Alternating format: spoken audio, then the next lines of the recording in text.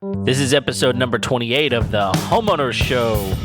Whether you're DIY or looking to hire, we're here to help you find the best information and options for you and your home. My name is Kevin Hackett, and here with me is Craig Williams. Hello, and welcome to the Homeowner Show. We are so grateful that you could be with us here today. Today is a special day for Kevin and I because we are celebrating a big milestone in the month of March, where we got our first 1,000 downloads. Yeah. It was awesome. We finally hit it, man. Whew. I think when we started, man, we were projecting like year 2, maybe. Yeah. Well, we didn't know if anyone was going to listen to us. Yeah. So it was, man, we're just so grateful and thankful for everyone out there that continues to listen, continues to download and show their appreciation for the show by listening. We are extremely grateful for each and every one of you and hope that you continue to listen, send us messages, little love notes, reviews, all that good stuff. Yeah, and I one of the things that's really going to help us as far as being able to continue to produce content is sharing these episodes with your friends. So, if you are in a situation where you're in a conversation with a friend, something may come up that you remembered hearing in one of our shows, just let them know. I heard that on the Homeowner Show. You got to download it. Check it out. Yeah, no, we've had several conversations with people where they've been telling us that they've been doing that. So we're just really grateful for you guys. And man, I tell you what blows me away. Like I was trying to do the math in my head a little bit. Not that I'm good at math, but what blew me away, man, is in the course of 26 episodes when we finally hit 1,000. Yeah. Man, what was interesting was that there's been 1,000 hours spent listening to our show at that point. Yeah. And we've since gone past 1,000 pretty significantly. I mean, like, you know, but that people are giving us their time. Yeah. And that like 1,000 different times people gave us their time. That's crazy. Yeah. Yeah. It makes us feel a little special, first of all, which we're not. But obviously there's something that we're doing here that's valuable to people. So, that was a milestone that we talked about back on our the first episode of 2019 when we talked about just some goals for this coming year was hitting 1,000 downloads. Yeah, that was one of them, and here we are, halfway through March, and man, we've hit it. It is interesting sometimes when maybe you've set your goals a little too low. Yeah, seriously, we should have been aiming higher. Yeah, I need to have more confidence in me. Maybe you have confidence in you. It's just your confidence in me. Well, I didn't want to mention that. I'll mention it. All right. So, but man, we're super grateful. Thank you, everybody. And I feel like we got a bunch more in the tank, man. We got some really cool stuff coming up in the next couple of months that we're excited to share with you guys. One being an episode with an insurance adjuster. Yeah. And this is something I've had several people tell me that they have a lot of trepidation around dealing with adjusters and dealing with insurance and different things like that. So we actually have a insurance claim adjuster that's going to come in studio and talk with us about, how to deal with one of these guys, how to talk to them, how the process works, and are they out to get you? Right. Are they out for the insurance company? Who are they out for? Right. Or who are they there for? Sure. And because I think a lot of us have a lot of ideas when these guys come on our property, like, oh, this guy's just here to screw me. Well, yeah. I mean, you pay all this money for insurance and then somehow you feel like you never get it back. But, this is a real opportunity, I think, for everyone to hear directly from the adjuster himself to kind of find out these are the things that I do and that I'm looking for and those sorts of things. And so looking forward to hearing more about that. Yeah, absolutely. So, but today we're going to do something a little bit different. Today, Kevin and I thought it would be kind of fun for us to share our top 4 apps that we both use. Mm-hmm. Both of us don't use all of these, but so we each got 2 to pick out and share with the audience our top 4 apps that we use on a regular basis and why we think they're good, why we think they're helpful, and how we can, how they might be useful to you if you haven't tried them out yet. Sure. So Yeah, I think it'll be good. Here's the thing. I think that there's so many apps out there. I mean, there are so many, and I think iOS is Apple's app store is probably a little more proprietary in that they make you go through some I don't know, some development things where they have to approve your app. It's called them virtual hoops. Yes, and you have to jump through them, and a little bit differently than Google does. That being said, though, there's so many things out there, and so it's hard to know if I download this app, especially if it's a paid app, if it's something I have to spend money on. Am I going to get my money out of it? And am I ever really going to use it? I think most of us have a ton of apps on our phone that just never get used. We rarely open them. They're taking up space on our phone. And so what are the things that are out there that you and I have found to be useful that we do use that are valuable that we just want to share with you guys today? So that's what we're going to do. Yeah, and I'll say this. I mean, I think the market on apps has changed a little bit in the consumer's favor, in that most of these developers, I think, have figured out that they're more likely to get customers by offering free versions of their software in order to allow people to try out some of the features, either through like a 7-day trial, or there's just a really stripped down version that then you can pay to have those features that are a little more handy added back in. Yeah, that's a lot more common than it used to be. Right. Yeah. I can remember, I mean, because, I've pretty much had an iPhone since they came out. Like, a lot of the original apps, I mean, like you're looking at, $20, $15. I mean, I remember some that were like $200 or $300 for some of the apps. I remember the first GPS app that I bought was $50. Oh, really? Yeah. You paid that? I did. Wow. Well, I mean, you think about it. It was the full version Garmin. That's what I bought. The full version Garmin with automatic updates. I didn't even have to plug the thing in, right? And it's the size of my phone, which is about the size of a Garmin, of the actual Garmin you go buy at Best Buy or wherever you go buy it at. And those things were $200. Yeah. And so it just made sense. And then not only that, a lot of people don't remember that, like, Apple didn't always have turn-by-turn map systems built into their right. It was back before that was really very good. And not only that, I could also put it on my wife's phone for free. Oh. And you can put on up to 5 devices. So now I'm no longer buying 2 devices. So yeah, $50 was a no-brainer at that time, but now it's like, you paid $50 for what? Well, yeah, but you also paid what for that iPhone, and now they're like $1,000. Yeah, that's also very true. Very true. So anyway, so are you ready to get into Craig and Kevin's top 4? Yeah, let's do it, man. Yeah, you want to go first, or you want me to go first? You know what? I'll tell you what. I'll go first. Okay. You think mine are that much better? Is that? Yeah, pretty much, especially one of them.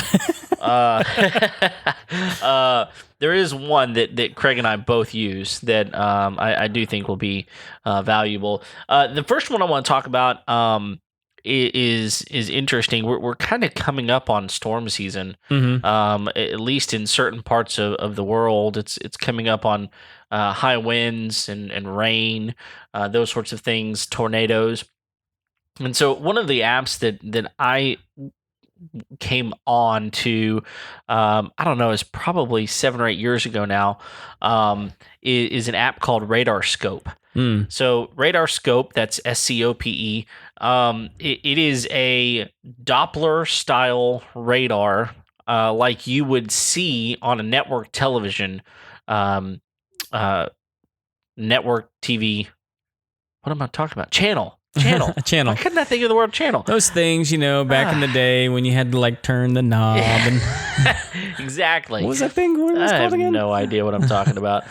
So Radar Scope, it's a full Doppler radar on your phone or your iPad, and so Here's where this thing really really shines. It's different than just the weather app. Okay. Which is, maybe you have the Weather Channel app, or maybe just use the weather app on your phone, Right. which is going to give you things like, humidity and, rain 10-day chances. forecast. Yeah, Blah, blah, 10-day blah. Yeah. forecast, all those sorts of things. Radar Scope doesn't do that. The only thing it is a radar. Mm-hmm. And so they do it really, really well. But it looks exactly like what you would see on network TV. In fact, I've done this multiple times to where I've had the TV open, and I've got my my app open as well, because maybe they're the meteorologist is talking, and I want to zoom out, or I want to move over to a different place, or maybe he's looking at an area that I'm not living in, and I want to kind of see the projections of where I live in, and so I can open up this app and it's going to show me. So especially, I lived in a tornado area for a pretty good portion of my life, and so if you've ever lived in an area like that, you know that on the television, on that Doppler radar, there's a rectangle that they put up that shows the path of the tornado, and this thing does the very same thing. And so it's going to give you rain, and it's going to have all the different colors, and give you the times, and various things like that. It also will show you lightning strikes, and when one is close to you. I will say that that there is a pro version of Mhm. this. In fact, it's probably for people that are more than just consumers, right? Yeah. People that are really into weather. Actual meteorologists. Well, yeah, and some people are just really, really into weather, right? Yeah. There are storm chaser people out there as well. Yeah. Absolutely, especially if you're someone like that, you probably already know about this app, because some of the pro features are kind of a yearly cost. Okay. So it's not just a one-time download this app. It's a subscription, and it's going to give you some more in-depth information.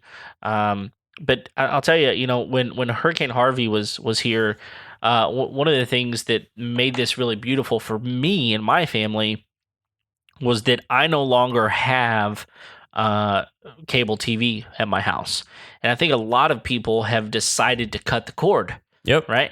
And so trying to figure out how can I not pay Comcast or AT&T or whoever bukus of money whenever there's other apps out there and options.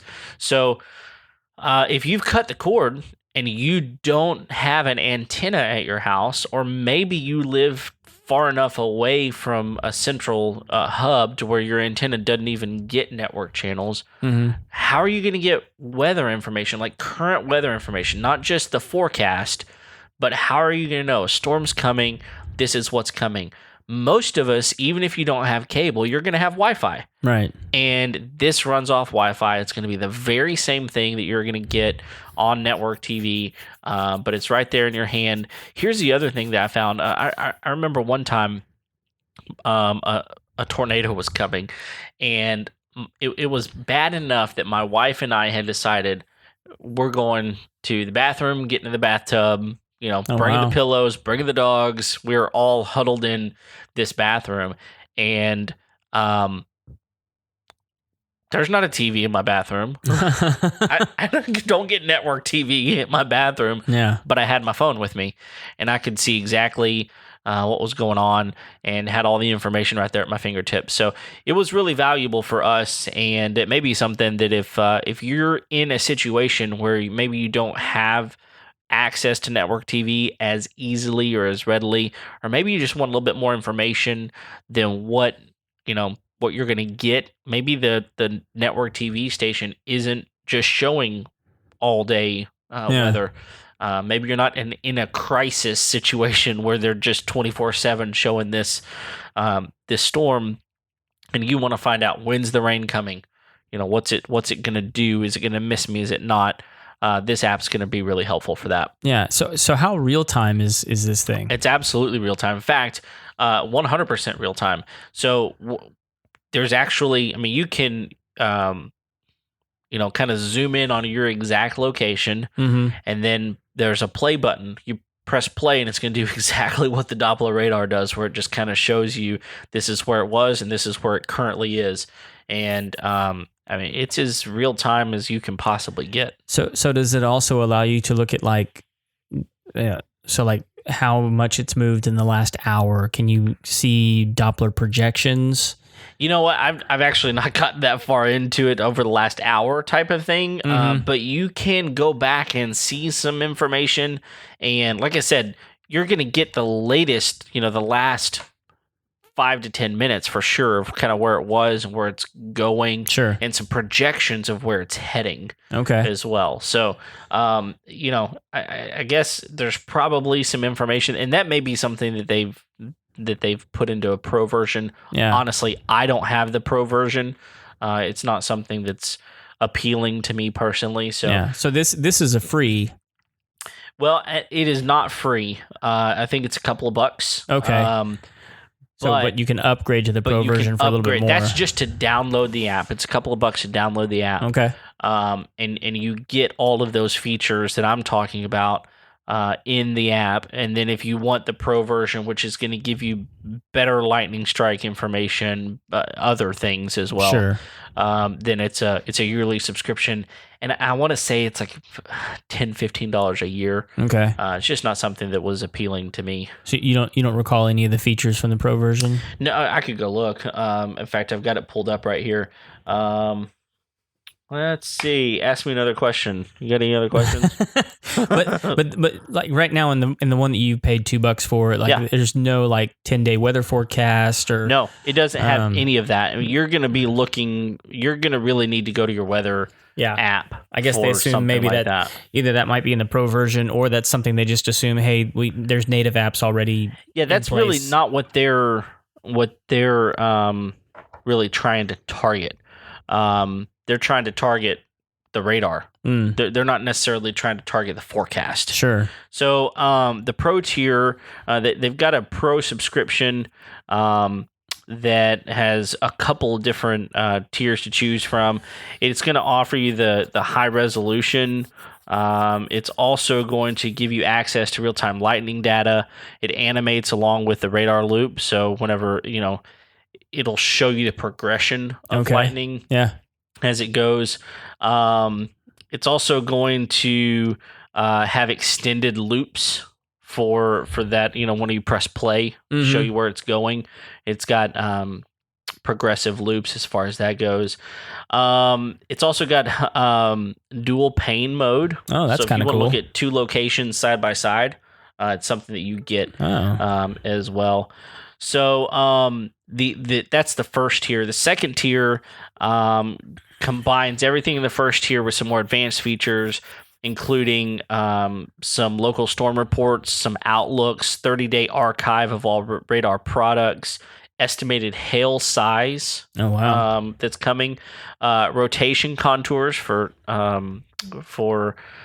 tornadoes, which, honestly, if you don't even know what I mean whenever I say rotation contours, then this probably don't go download that that subscription, because it may not be something that you're interested in. And so, again, it's just going to give you some detailed stuff that you're not going to get in the regular version. For me, I've always been really impressed with the regular version. And it's been really nice. I mean, I've been in some situations where I've got people relying on me as a leader to kind of make some decisions on whether or not we should cancel something or, keep on going with it. And in those situations, I've been able to pull up a radar and go, look, guys, this thing's coming. We need to get out of here. Yeah. So it's been nice. Cool. Yeah. So that's my first app. Radar Scope? Radar Scope. All right. So my first one is going to be Philips Hue. Philips Hue. Now, is that a name? Someone's name. Philips Hue. Now, I am kind of cheating because this does require some hardware in order for it to be functional in your home. Okay. But I use it so much in my house now. It's an everyday use for me at this point because we have the Philips Hue lighting system in our house. And so what you need in order, the app is obviously free. Yeah. But you'll need the Philips bridge and then the Philips Hue light bulbs. Okay. That pair with the bridge. And the bridge is essentially like, think of it like a Wi-Fi router in your home that just talks exclusively to light bulbs. Okay. It's really easy to set up, and actually they got rid of the old app, and so I'm actually having to learn the new one. It's a lot like the old one. All my lights work essentially the same. They all still work on voice command. They all work through the app, and so you end up. One of the things I really like about it, it's an app you can have on your phone that you never really have to open to use. Okay. Because you can pair it with so many things. Like I know you've mentioned before, like you have HomeKit. It pairs perfectly with HomeKit. Yeah. It pairs perfectly with Google's, what do they say? Google Home. Google Home, an Alexa device, all those things. It pairs with all of those things really, really nicely. So voice command, the new fun technology that everybody's starting to use now, it pairs with that. But you can also just use the app on your phone to just turn. It works like a remote control light switch. Okay. And so like if you end up setting up your whole house with these light bulbs through the bridge, you can control all the lights in your house without having to get up. And it all of them, you don't have to put in dimmer packs. That's huge. Yeah, and so those are expensive. Dimmer packs are very expensive, and they're hard to fit in most outlet boxes. Right, and so, but not only that, it comes with mood settings. So if you're mad, yeah. Well, I mean, like not only that. I mean, so. Like there's a specific light setting that it offers for reading. Oh, okay. There's a specific light setting for concentration. There's a specific light setting for relax. And like these are just different kinds of white light that it offers through these light bulbs. But my kids really like playing with the app itself because not all of the light bulbs, but the nicer light bulbs all can be any color in the spectrum.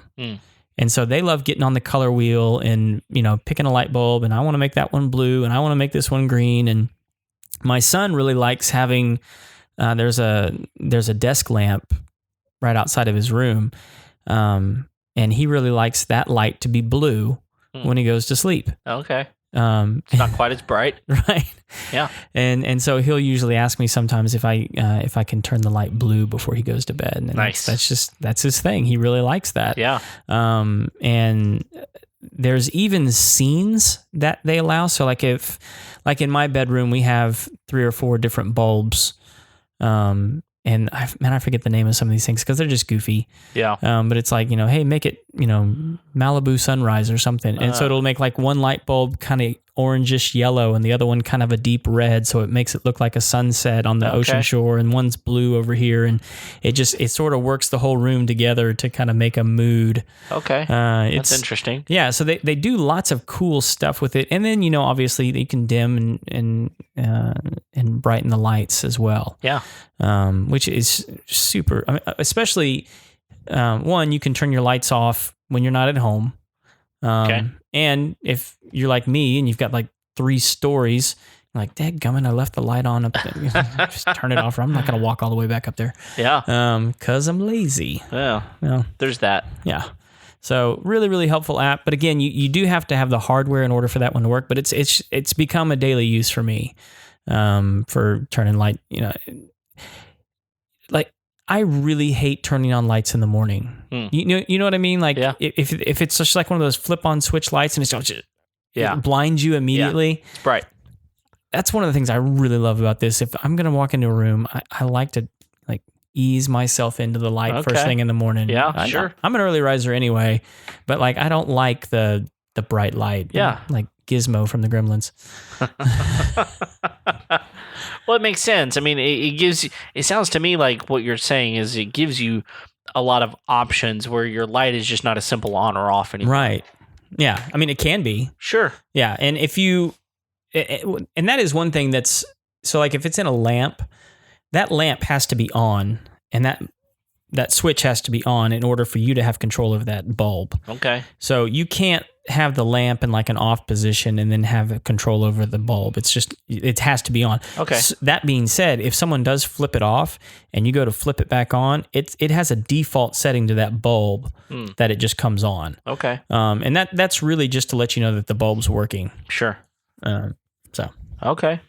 Cool. And the other thing that is that you have the opportunity to set something that we've talked about before with like our Ecobee thermostat episode, where, you know, if you walk in your home and you have it set up with, you know, the IFTTT, then, you know, maybe you open the door and certain lights come on, or maybe you leave your house and certain lights go off, correct? Yeah, no, it allows you full automation. You can even put it on in specific timers. Okay. So say you're going to be out of town, you could even have like a whole series of automations that you set up. So like, listen, on Tuesday, turn the lights on at 6. On Wednesday, turn the lights on at 4. Oh. On Thursday, you know, you can set it up as complicated as you want. Okay. And I've played around with some of that. You know, our place is not really all that accessible to thieves and robbers. Not to say that we'd never have any. It's just not a lot of people even know where our house is. Sure. And so like that feature has not really been something I've worried too much about. Okay. But I have played with it just to see what it would do. And one time I forgot that I set it on for like 5 a.m. and woke myself up. Hello. There it is. I quickly remedied that. Yeah. Yeah. Absolutely. So, but it's a great product. It's a great app. Yeah. And you have to have the app to set the whole system up. And it's one of those really, really good ones that kind of walks you through the whole process. And so like if you're not, you know, if you, what I've heard many people call themselves a Technosaurus Rex, this is something you could manage. Okay. I mean, it's really, really easy. Okay. Good. Very good. Well, I think that pretty much sums that one up. The end. Hey, I do want to if you got to cheat, I'm going to cheat and go back to Radar Scope for just a brief moment. I was wrong. Wait, what did I cheat on? Oh, by doing an app that had product associated. Got it. Okay. So carry on then. The pricing is different than I said. Okay. It's $10 to download the app. So you weren't cheating. You were just wrong. It was just wrong. Okay. Completely wrong. Want to be cheating clear. by going back. So I told the truth. Yeah. Yeah, good luck with that. But here's one thing I will tell you. There's a lot more stuff that it does than I told you about, and part of it is just because I haven't dug down deep enough into it. But here's what's really cool, and we'll link this up in the show notes. If you go to radarscope.app, there is a complete website that walks you through absolutely everything that this thing does. And I'm actually more impressed that .app is now it's a thing. Yeah, apparently it is. But if you've got iOS or Android or Windows machine or a Mac, there's versions for each one of those. Oh, okay. And so it'll walk you through those. It's also got take a tour if you want to kind of look at what it looks like before you download it. Yeah. Because again, they understand it's a $10 app, right? I mean, this isn't something that you're just lightly getting into. Sure. So the one that you have is for your phone and your iPad currently. Could you also put that on your Mac as well for what you paid for already? No. Okay. That's a completely different app. And most of the time, if you buy something on iOS, for example, you're going to have to buy it again on Mac. Okay. Because those are two completely different operating systems. Sure. And they're not reciprocal. Same is true with a lot of versions of Android and Windows. Okay. A lot of times you're going to have to buy the whatever it is. For some reason in my brain, that makes more sense than the iOS stuff. But yeah, well, it kind of you will have to pay more for it. If you want it on your computer, you get some advanced things, but it's $30 for that app. But for the computer version. But again, you're talking a whole different level of software whenever you come to a computer than you are with a phone. But anyway, so this website goes even they've got something called Radar Scope Academy, where it kind of takes you through and helps you understand how to use it. Super weather geek. It really is. It connects to your Apple Watch and some other really cool things. So, anyway, if I have to look at my Apple Watch to know that a tornado's coming at me, it's too late. Boom. Yeah. Hey, just a little. I got all my steps in. Yeah. I will tell you a real interesting story real quick. I had someone tell me one time, I was a young child. They said, listen, if you ever see a tornado and it looks like it's not moving, run because it's probably coming at you because tornadoes don't stand still. So it's either moving left or right or it's coming at you or moving away from you. Anyway. There you go. Yeah. That's my little tip for the day. Anyway, Run from tornadoes. Yes. Wise words from Kevin. Thank you. That's the best I got tonight. So Radar Scope. There you go. We're back on that one. Okay, my next one is called Wi-Fi Signal Pro. Now, I just learned about this last week. So you're already an expert. I've figured some things out with it pretty quickly. This is a really cool app. It costs $2.99 on iOS, and here's really what it's for. So in your house, you've got a router, Wi-Fi access point is what they call it. Most of us have one access point in our home, right?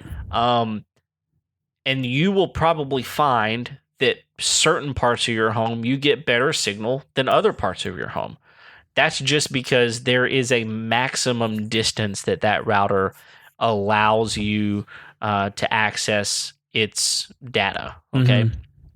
So, for instance, in my home, we have about a 2,400 square foot home, and it's one story. So it's kind of sprawling in some ways. And our access point just happens to be installed where the most activity happens in our house, which is our living room. And it is the very front corner of our home. And there's a whole lot of house in the other corner of the home. Right. And in that corner of the home, which we have a TV back there that needs to access the internet, it struggles. And the other thing is we live in an area where cell phone signal is horrible, and we rely on Wi-Fi calling in order to send and receive calls. And so it's really important for our Wi-Fi to be working well. And so what this app does is it gives you real-time data on what type of signal strength you're getting where you are standing. Okay, so you can take, you got to be connected to your Wi-Fi on your device, and you can take it to another part of your home, look at the device, and it's give you real-time data on, you've got 98% connectability. Great, you're doing fantastic. Maybe you go to another part of the home and you got 26%, and it's really poor. Right. Yeah.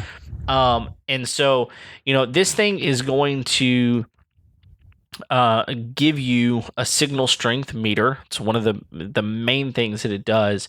But it's also going to do some other things.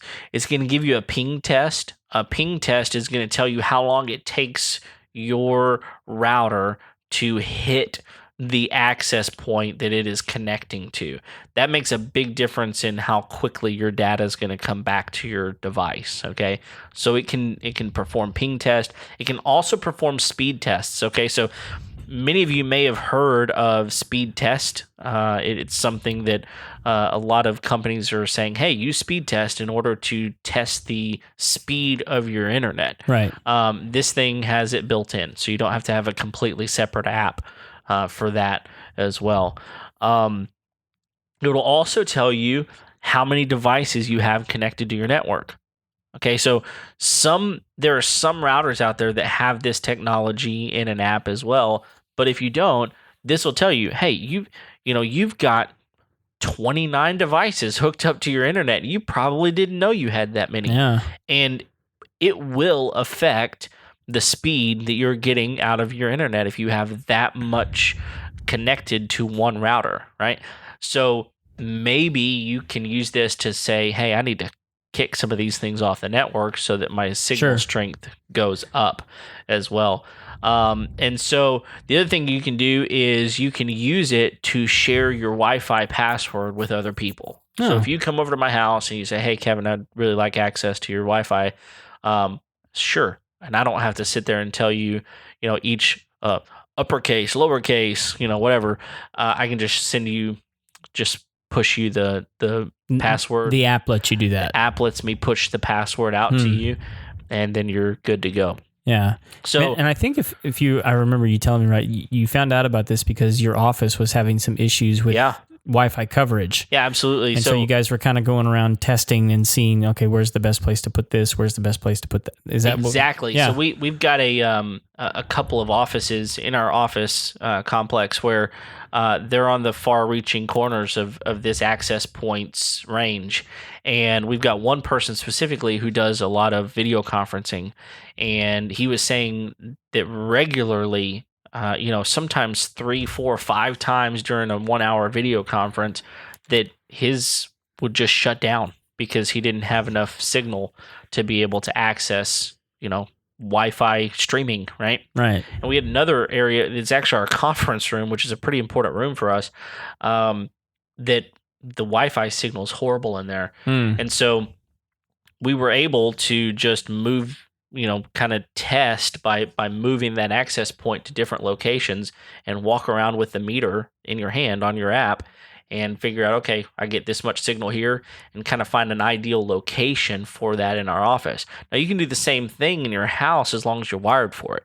The other thing is a lot of going to products, when you're talking about router, a lot of people are going to what's called a mesh system, which offers 2 or 3 access points and maybe as many as up to 20 or 30 access points depending on which system you get. Sure. That will allow you to have continuous access throughout your house without switching networks. Right.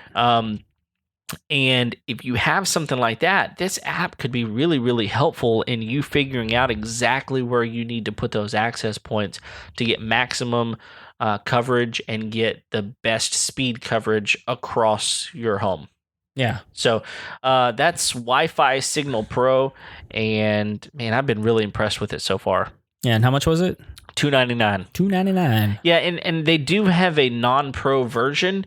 It doesn't have. First of all, it's got ads in it, which honestly, I'd pay $3 not to have ads in some of these apps. But also, it just doesn't do some of the things that the pro version does. So for me, it was worth paying the $299 and getting the pro version. Okay. Yeah. Nice.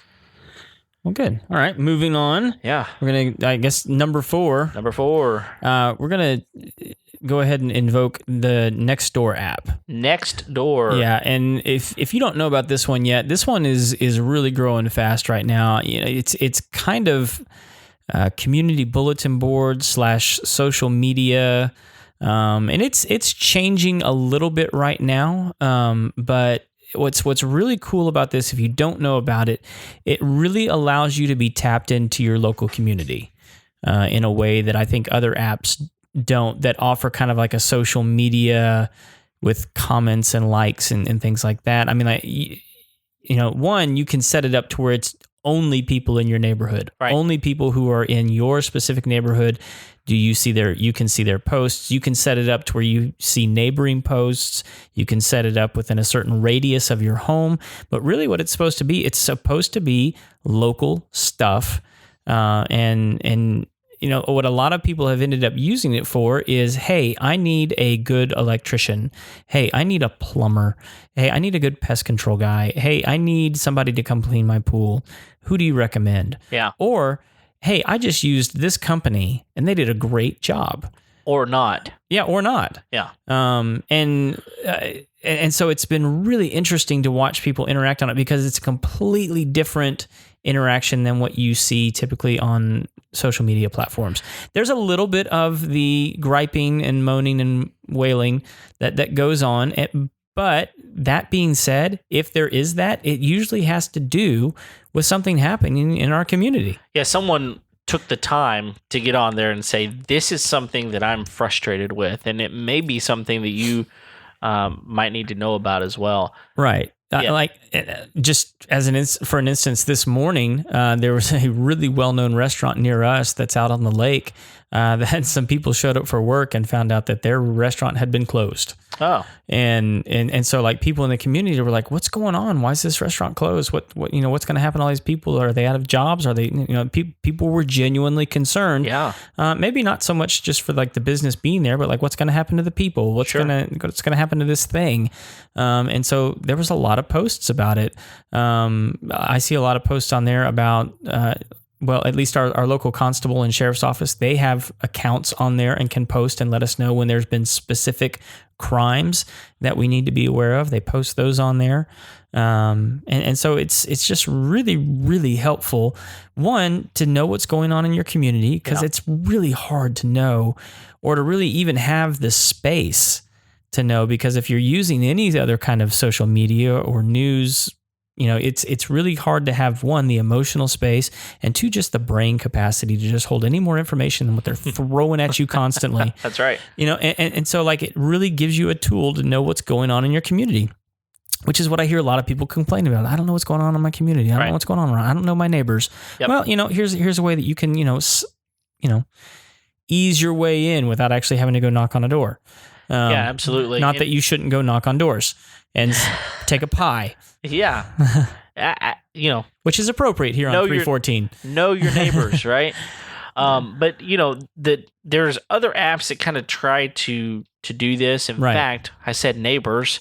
There's an app called Neighbors that works with the Ring device that we did a review on. And they try to do some things with this. And they actually do a really good job whenever it comes to people who are trying to scam you or trying to, be in your neighborhood that shouldn't be there, right? Yeah. And that's really, really good. The Nextdoor app can actually do some of those things because it's anybody who's signed up with an account can go and post those sorts of things. But it's way different than like Facebook, which is just your friends. Right. This is people that are in your community that you may not know, but live the next street over. Right. And so maybe they know about something that you don't know about, and they're post about it, and all of a sudden you've got information that without this app, you would have no idea what was going on. I mean, I was in our neighborhood. We have there's a couple of unique things that happen in our neighborhood. We have parades that go through our neighborhood on occasion, and I remember last year for Memorial Day there was a parade that was supposed to go through, but it was raining, and so the was this the boat one? No, this wasn't the boat one. This was completely... Okay, so we got multiple parades, right? Okay, you've helped me establish that.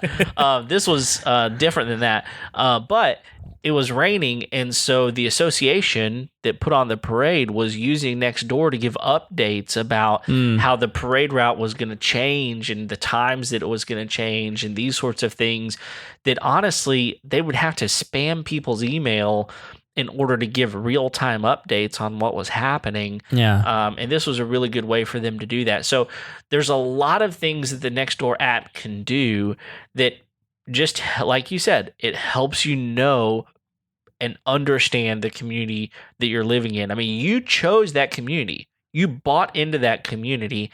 And, we kind of talked about this whenever we were talking with our friend Jim Kuykendall on an episode. He was the mayor, is the mayor of Oak Ridge North, talking about you chose the community that you're living in. For one reason or the other, it would be great if you would get out there and be part of that and, help people be the best version of themselves that they can be. And honestly, I don't want to get scammed by a plumber.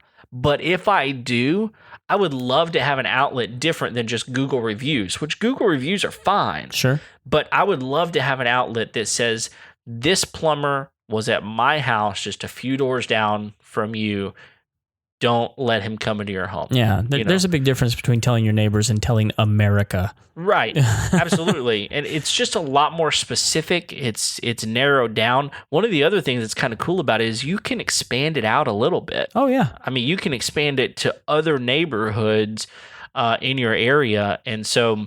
Which is helpful for people like me who only have like 40 neighbors. Sure.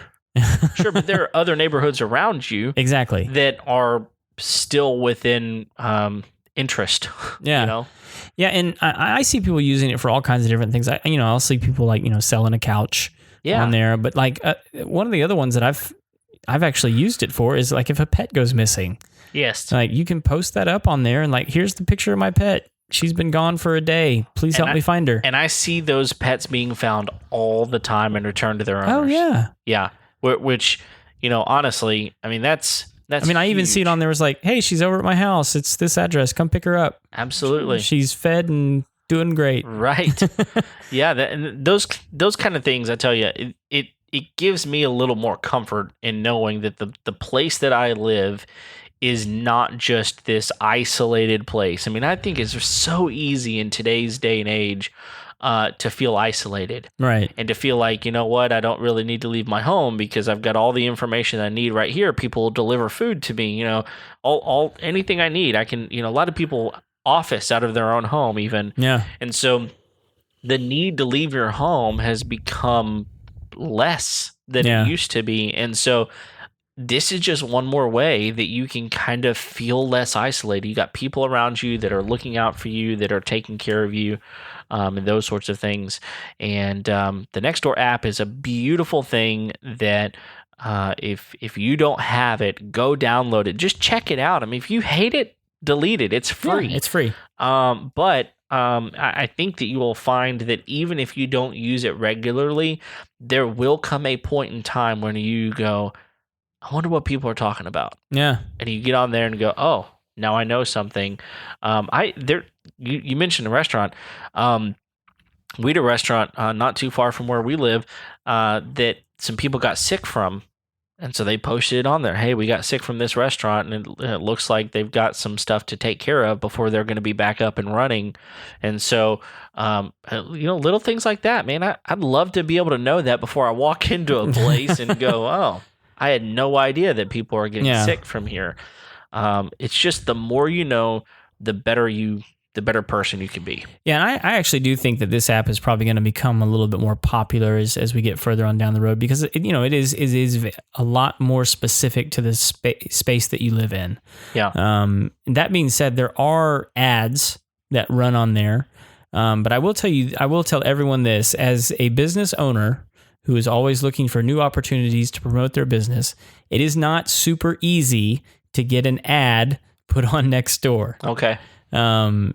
There's a whole process that they put you through. They're pretty particular about who they let and what kind of content that they let up on their platform. Okay. Which is completely different than let me tell you how easy it is to run an ad on Facebook. Yeah. I mean, or Instagram for that matter. I mean, you can put anything you want up there. Right. Nobody cares. As long as it's not like stealing somebody else's content. Especially if you're paying for it. Yeah. And so it's not super easy to put an ad up on Nextdoor. And so just know that the ads that and it's not necessarily that, you look at the ads and go, okay, that's something I want to buy because they had to go through more of a process.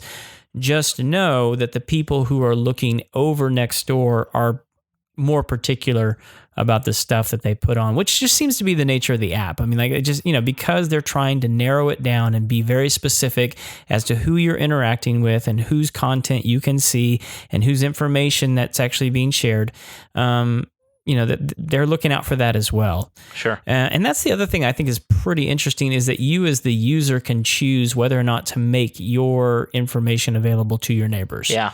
And so some people choose to share their phone number on there because they know that it's only going to be in the hands of a very few people.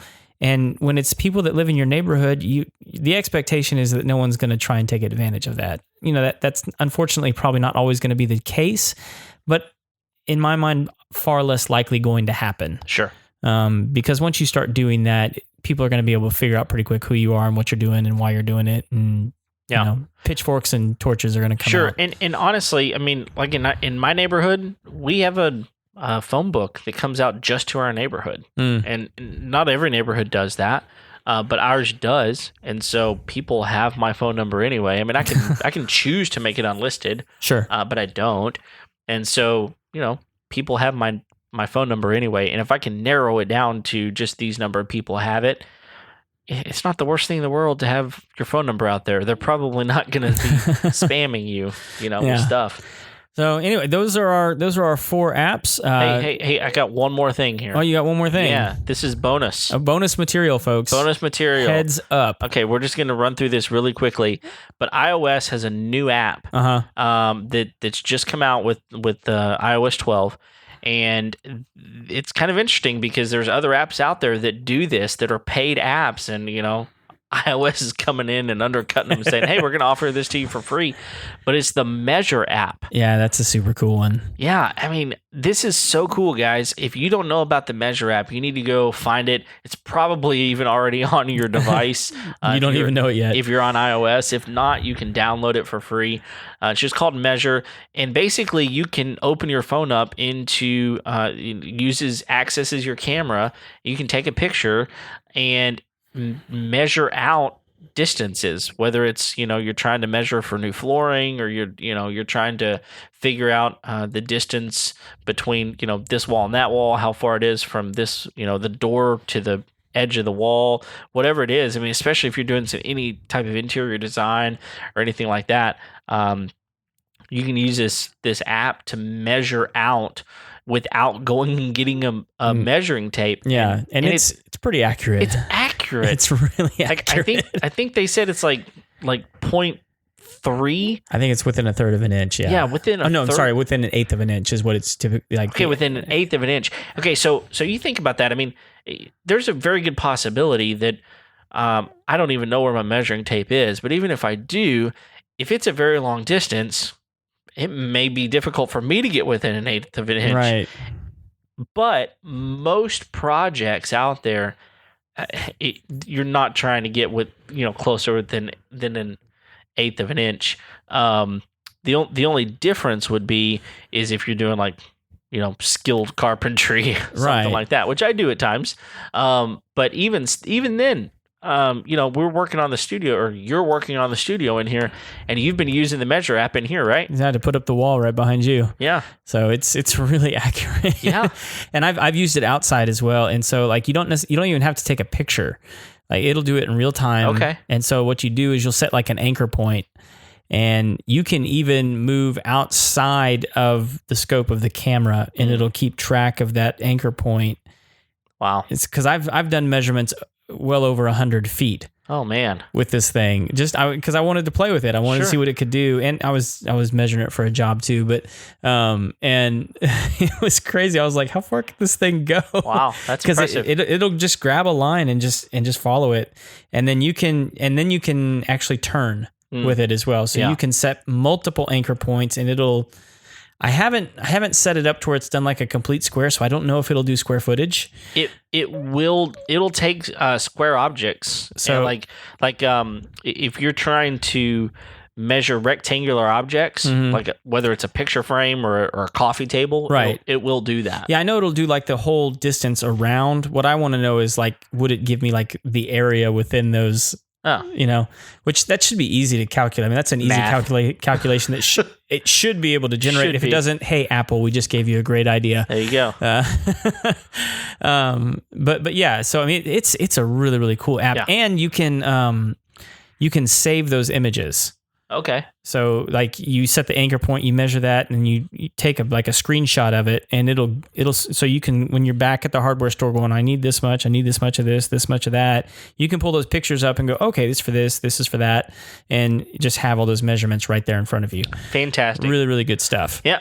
So that's 5 apps now. A bonus extra. The top 5 apps for you Apple users. Well, yeah, and many of these are available also on Android. The Measure app specifically isn't, although they offer some really cool. Android has some really cool apps for seeing pipes in walls and and running electrical lines and Ethernet and those sorts of It's like things. some infrared kind of stuff, right? Yeah, like their cameras have some infrared capabilities. Yeah, it's fantastic. Yeah. And so lots of cool stuff out there, guys. And if you've got any questions about an app you've been thinking about, or maybe you have one that you use a lot, send us a message. Yeah, we'd like to know what you guys are using. Absolutely. info@homeownershow.com. You can send that to us, and we'd love to give you a shout out and put your name up here and see what you have to say about your app, your favorite one. Yeah, we usually say at the beginning, but if you haven't yet, go ahead and hit the subscribe button there in iTunes, Stitcher, Google Play, whatever it is you're using. Yeah. So we're not even going to give Kevin the airtime this week to mention his. But yeah, and then on YouTube, if Kevin will get his stuff up there, we can hit the subscribe button and the notification bell on We have YouTube. videos. We got some videos. Yeah. So, but yeah, join us on the interwebs. Listen to Please. the content. Again, thank you guys for listening, for tuning in, for sending us the love. 1,000 episodes. 1,000. Man, Crazy. fantastic. Thank you, guys. Well, yeah, I think you said it all. Join us every Tuesday, and we'll see you next time. See you.